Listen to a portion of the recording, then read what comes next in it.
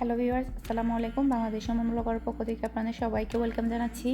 আশা করছি আপনারা সবাই অনেক ভালো আছেন। আমিও আলহামদুলিল্লাহ ভালো আছি। এখন হচ্ছে বিকেল 4টা বাজে। মিহি হচ্ছে খেলছে সাইকেলে। তারপর হচ্ছে সাথে টিঙ্কুকে আর হচ্ছে পিঙ্কিকেও সে নিয়ে নিল সাইকেল চালানোর জন্য। আর মিহিকে তো একদিন দুদিন না দেখালে অনেক আপুরা মিহিকে মিস করে আমাকে কমেন্ট করে জানাই, আপু কেন মিহিকে দেখাচ্ছ না, মিহিকে কালকে দেখাবে। তখন কিন্তু আমার কাছে অনেক অনেক ভালো লাগে আপনাদের এত এত ভালোবাসা দেখে। আপনাদের সবাইকে ধন্যবাদ দিয়ে ছোটো করব না, শুধু আমার পক্ষ থেকে অনেক অনেক ভালোবাসা দোয়া রইল। আর আজকে আমি আপনাদের সাথে রসমালাই রেসিপিটা শেয়ার করব। মিহি হচ্ছে আমাকে কয়েকদিন ধরে বলছিল রসমালাই খাবে, বলছে আম্মু রসমালাই তৈরি করো আমার জন্য। তো ভাবলাম আজকে তৈরি করে ফেলি আর আপনাদের সাথে শেয়ার করতে পারবো, আশা করছি ভালো লাগবে। রসমালাই তৈরি করার জন্য প্রথমে হচ্ছে আমি ছানাটা রেডি করে নিব। এখানে হচ্ছে আমি ফুল ফেড লিকুইড দুধ নিয়েছি। এখানে হচ্ছে 2 লিটার। আজকে হচ্ছে আমি 1 লিটার দিয়ে রসমালাইটা তৈরি করব, যার কারণে আমি হচ্ছে হাফ লিটার বোতলে মেপে 1 লিটার নিয়ে নিচ্ছি। আপনারা চেষ্টা করবেন ফুল ফেড লিকুইড দুধ দিয়েই ছানাটা তৈরি করতে। লো ফ্যাট দিয়ে যদি আপনারা ছানাটা তৈরি করেন তাহলে কিন্তু তেমন ভালো হবে না মিষ্টিটা।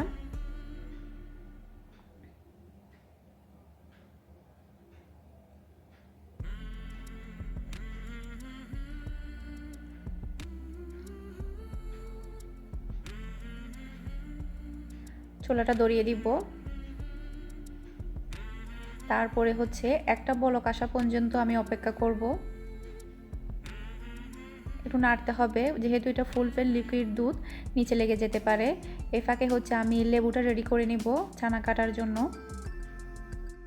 এখানে হচ্ছে আমি মাঝারি সাইজের 2টা লেবুর রস নিয়ে নিচ্ছি। আপনারা চাইলে ভিনেগার দিয়েও কিন্তু ছানাটা তৈরি করতে পারেন, লেবুর রস দিয়েও তৈরি করতে পারেন, কোনো সমস্যা নেই, যে কোনো একটা দিলেই হবে।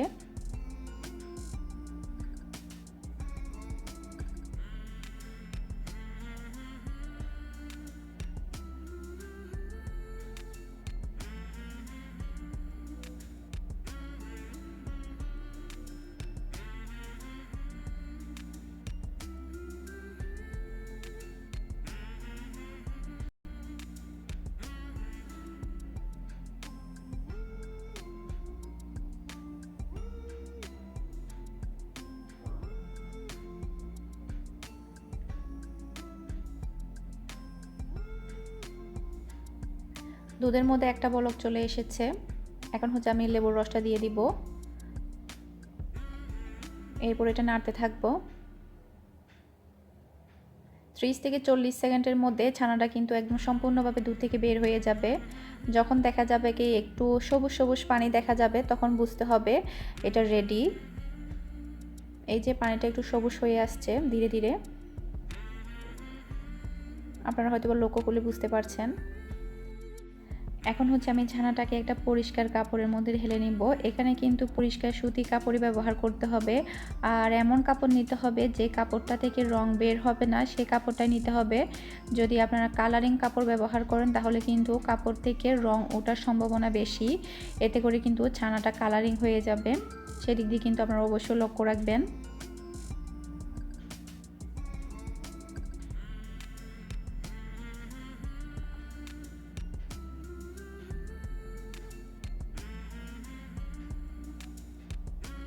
এখন হচ্ছে আমি ছানাটাকে একটু ঠান্ডা পানি দিয়ে ধুয়ে নিব, যাতে করে লেবুর গন্ধটা চলে যায়। যদি আপনারা ভিনেগার দিয়ে যদি আপনারা ছানাটা কাটেন তাহলেও কিন্তু একটু ভালোভাবে ধুয়ে নিতে হবে। লেবু কিংবা ভিনেগারের কিন্তু একটা গন্ধ থাকে, সেটা চলে যাবে তখন ঠান্ডা পানি দিয়ে ধোয়ার পরে। আর আপনারা যদি এখানে লেবুর ভিনেগার দিয়ে যদি করতে চান, সেক্ষেত্রে আপনারা এখানে 2 টেবিল চামচ কিংবা 3 টেবিল চা চামচের মতো ভিনেগার দিয়ে ছানাটা আপনারা কেটে নিতে পারবেন 1 লিটার দুধের জন্য।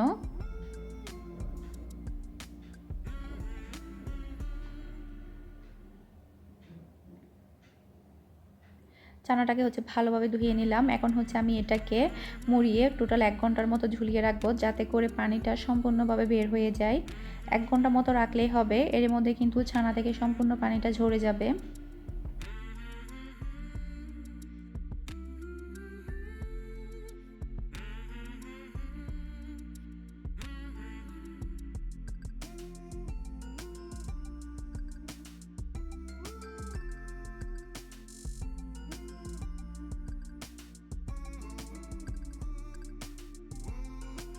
1 ঘন্টা পর ছানাটা বের করে নিচ্ছি।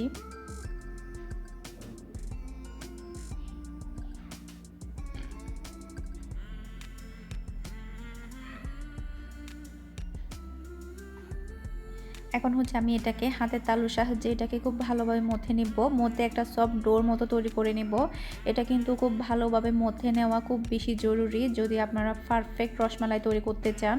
হাতের তালুর সাহায্যে এটাকে আমি খুব ভালোভাবে মথে নেব।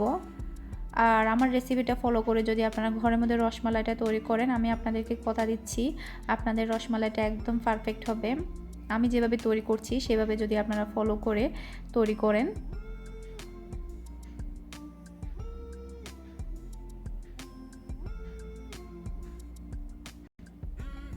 আর প্রত্যেক মিষ্টি তৈরির ক্ষেত্রে আমার কাছে সবচাইতে বেশি সহজ মনে হয়েছে রসমালাই। রসমালাই তৈরি করতে কিন্তু খুব বেশি ঝামেলাও মনে হয় না। আর হচ্ছে সন্দেশ, সবচাইতে কম উপকরণ আর কম সময়ের মধ্যে সন্দেশ আর হচ্ছে রসমালাই তৈরি করা যায়। আর এই দুইটা মিষ্টি কিন্তু সবার অনেক ফেভারিট। সন্দেশের রেসিপিটা আমি অন্য একদিন শেয়ার করব। আরও অনেক মিষ্টি তৈরি করতে পারি, ধীরে ধীরে সব শেয়ার করব আপনাদের সাথে। এখন হচ্ছে আমি রসমালাইগুলো তৈরি করে নিব। আমি হচ্ছে একটু লম্বাটে করে তৈরি করছি, আপনারা চাইলে গোলও করতে পারেন। এই যে আমি একটু লম্বা করে করে তৈরি করব। আমাদের চট্টগ্রামের ওদিক দিয়ে কিন্তু আবার গোল গোল তৈরি করা হয়, আবার চট্টগ্রামের বাইরের দিক দিয়ে একটু লম্বা করে তৈরি করা হয়। আমি লম্বাটাই করছি।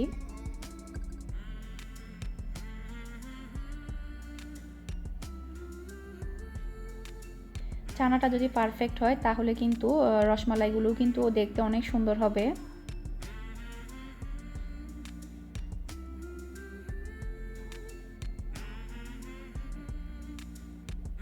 এই যে আমি এখানে সবগুলো তৈরি করে নিলাম। এখন হচ্ছে আমি চিনি শিরা তৈরি করব। চিনি শিরা তৈরি করার জন্য আমি এখানে একটা এলাচ, তারপরে হচ্ছে 1 কাপ পরিমাণ চিনি নিয়ে নিলাম। এলাচটা চাইলে আপনারা বাদ দিতে পারেন, কোনো সমস্যা নেই, এটা শুধুমাত্র ফ্লেভারের জন্য। আর আমি এখানে টোটাল 4 কাপ পরিমাণ পানি দিচ্ছি। আপনারা কিন্তু এই জিনিসটা অবশ্যই লক্ষ্য রাখবেন, 1 কাপ পরিমাণ চিনির মধ্যে 4 কাপ পরিমাণ পানি। পানিটা কিন্তু কমও হওয়া যাবে না, আবার বেশিও হওয়া যাবে না, এটাই হচ্ছে মেইন। এখন হচ্ছে চিনিটা গলে গিয়ে একটা বলক আসা পর্যন্ত আমি অপেক্ষা করছি। একটা বলক চলে এসেছে। এখন হচ্ছে আমি সবগুলো মিষ্টি দিয়ে দিব চিনি শিরার মধ্যে।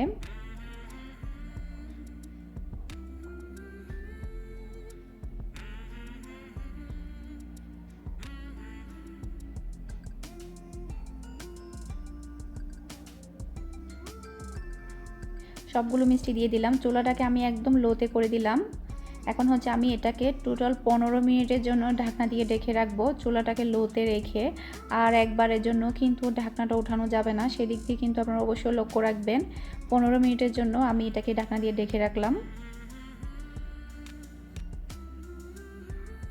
আমি হচ্ছে রসমালাইগুলো দেওয়ার পরে একটা কাজে ব্যস্ত হয়ে গিয়েছিলাম। আমি ভুলেই গিয়েছিলাম চুলার মধ্যে যে রসমালাই ছিল প্রায় 20 মিনিটের চেয়ে বেশি হবে, যার কারণে একটু ফেটে গিয়েছে। তারপরও কোনো সমস্যা হবে না আশা করছি। এই যে আপনারা কিন্তু একটু লক্ষ্য রাখবেন যাতে করে আমার মতো কোনো কাজে ব্যস্ত হয়ে না যান। একদম ঘড়ি ধরা 15 মিনিটের জন্য রাখবেন। এই যে সবগুলো নিয়ে নিলাম পানি থেকে ছেঁকে। এরপর হচ্ছে আমি এখন মালাইটা তৈরি করে নিব। মালাইয়ের জন্য আমি এখানে ফুল ফেল লিকুইড দুধ দিলাম 1/2 লিটার। এরপরে হচ্ছে দিব 1/3 কাপ পরিমাণ কনডেন্স মিল্ক। আপনারা চাইলে চিনিও দিতে পারেন, কোনো সমস্যা নেই। আমার কাছে কনডেন্স মিল্কটা ছিল সেজন্য আমি দিলাম। আর এই কনডেন্স মিল্কটা কিন্তু আমিই তৈরি করেছি ঘরের মধ্যে। এটার রেসিপি কিন্তু আমার রান্নার চ্যানেলে আমি আপলোড করেছিলাম, যদি আপনারা দেখতে চান। মাত্র 2টা উপকরণ দিয়ে কনডেন্স মিল্ক কীভাবে তৈরি করেছি আমি হচ্ছে লিঙ্কটা ডেসক্রিপশন বক্সে দিয়ে দিব, আপনারা চাইলে সেখান থেকে দেখে নিতে পারেন। আশা করছি আপনাদের কাছে অনেক ভালো লাগবে। এখন হচ্ছে আমি এটাকে অনবরত নেড়ে ছেড়ে মালাই তৈরি করে নিব। দুধটা হচ্ছে একটু ঘন হয়ে এসেছে, আমি এর থেকে বেশি আর ঘন করব না। রসমালাইগুলো দিয়ে দিচ্ছি। যদি আমি এর থেকে বেশি ঘন করি তাহলে যখন আমি এটা ফ্রিজে রাখবো তখন কিন্তু মালাইটা অনেক বেশি গাঢ় হয়ে যাবে, সেদিক দিয়ে কিন্তু আপনারা একটু লক্ষ্য রাখবেন। প্রথম দিকে একটু পাতলা মনে হবে, কিন্তু যখন এটা ফ্রিজে রাখা হবে তখন কিন্তু এটা আরও অনেক ঘন হয়ে যাবে। একটু নেড়ে চেড়ে মিশিয়ে নিলাম। এখন হচ্ছে আমি এটাকে ঢাকনা দিয়ে ঢেকে রাখবো, চুলাটাকে লোতে রেখে 5 মিনিটের মতো।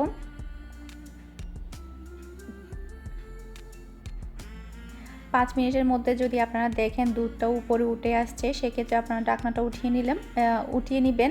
এরপর হচ্ছে একটু নেড়ে চেড়ে দিবেন। আমার যেহেতু এটা একটু কড়াই, যার কারণে উঠে আসেনি দুধটা। যদি আপনাদের দুধটা উপরে উঠে আসে, সেক্ষেত্রে আপনারা একটু নেড়ে চেড়ে দিবেন। এরপর আবার ঢাকনা দিয়ে ঢেকে রাখবেন টোটাল 5 মিনিটের মতো। আর চুলাটা কিন্তু একদম লোতেই থাকবে, সেটা কিন্তু আমি বারে বলছি।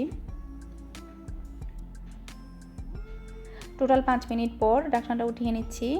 আমার রসমালাইটা কিন্তু একদম রেডি এখন খাওয়ার জন্য। আপনারা চাইলে গরম গরমও পরিবেশন করতে পারেন। যদি আপনারা চান ঠান্ডা ঠান্ডা খেতে চান, তাহলে আপনারা ফ্রিজে রেখেও কিন্তু এটা পরিবেশন করতে পারেন। দুইভাবেই কিন্তু ভালো লাগে, গরমটাও ভালো লাগে, ঠান্ডাটাও ভালো লাগে। এখানে হচ্ছে আমি সবগুলো বক্সের মধ্যে নিয়ে নিলাম। এখন হচ্ছে আমি এগুলাকে নর্মাল ফ্রিজে রেখে দিব ঠান্ডা হওয়ার জন্য। আর এখন হচ্ছে আমি আপনাদেরকে একটু কেটে দেখাবো এটা কতটা নরম তুলতুলে হয়েছে। এই যে আপনারা হয়তো বা কাটাটা দেখে বুঝতে পারছেন, এটা কিন্তু শক্ত হয়ে যায়নি, খুবই নরম তুলতুলে হয়েছে। আর খেতে কিন্তু একদম পারফেক্ট হয়েছে, একদম দোকানের মতো, কোনো অংশে দোকানের চেয়ে কম না এই রসমালাইটা। আপনারা আমার রেসিপিটা ফলো করে একটাবার ট্রাই করতে পারেন। আশা করছি আপনাদের কাছে অনেক ভালো লাগবে। আমি যেভাবে তৈরি করেছি স্টেপ বাই স্টেপ ফলো করে যদি আপনারা তৈরি করেন, প্রথমবারই কিন্তু আপনারা অনেক ভালোভাবে রসমালাইটা তৈরি করতে পারবেন। মিহি যখন প্রাইভেট থেকে এসেছে, ওকে খেতে দিলাম। ও তো দেখে অনেক বেশি খুশি হয়ে গিয়েছে, কারণ ওর কথা আমি রেখেছি। ও অনেক বেশি রসমালাইটা পছন্দ করে। অন্যান্য মিষ্টি তেমন খেতে চায় না, রসমালাইটা একটু খেতে চায় ও।